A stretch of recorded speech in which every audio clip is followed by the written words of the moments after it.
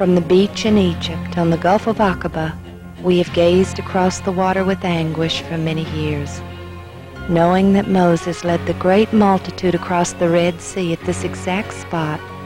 Ron Wyatt knew in 1978 that Mount Sinai lay beyond that distant shore.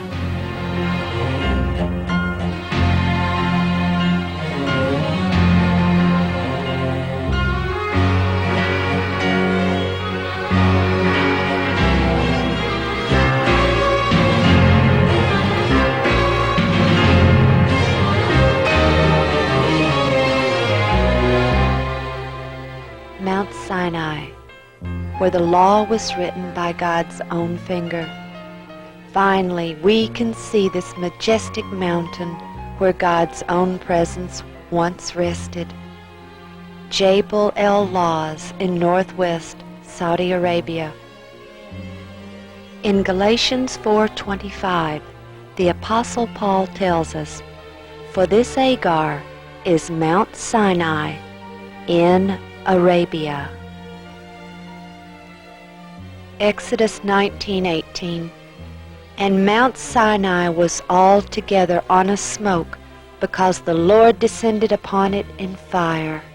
Could this blackened peak be the result of the consuming fire of God's own presence resting upon it?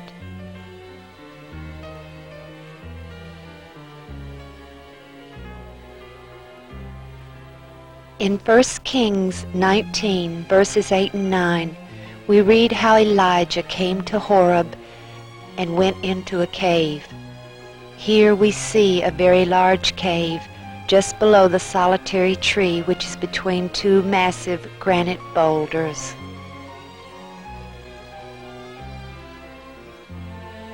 As we view the holy precinct, the area at the foot of the mountain, we can see a large fence and a guard house, which was erected immediately after Ron Wyatt showed this site to a Saudi archaeologist in 1985. This fence follows along the line of 18-foot diameter boundary markers which Moses was directed to erect by God.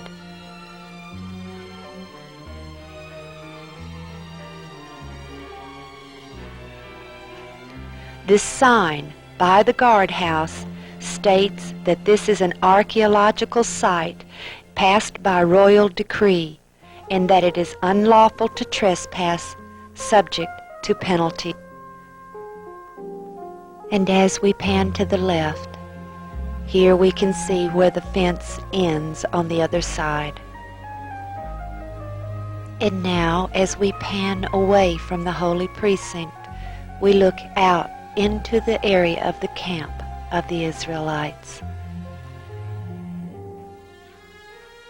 There are several archaeological remains still here, but this one is of particular interest for us.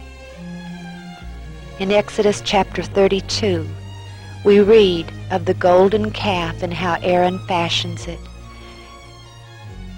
And in verse 5, "And when Aaron saw it, he built an altar before it, and Aaron made proclamation and said, 'Tomorrow is a feast to the Lord.'"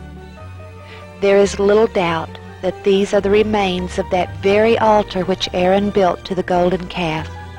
When the Saudi archaeologist from Riyadh University, who went there with Ron in 1985, saw this, he was very excited.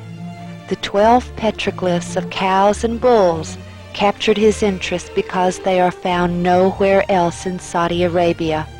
The style of their horns and bodies is distinctly ancient Egyptian, the same style found in the temples and tombs of ancient Egypt.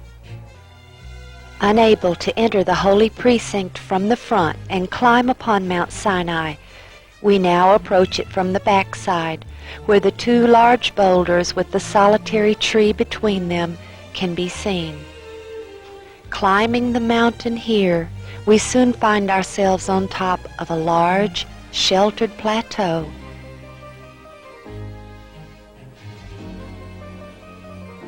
Here we have a better view of the blackened peak. Panning the area, We find it to easily be large enough to accommodate the 70 elders who accompanied Moses up into the mountain at one point in time. The peak to the left is where the solitary tree is, but it cannot be seen because of our angle.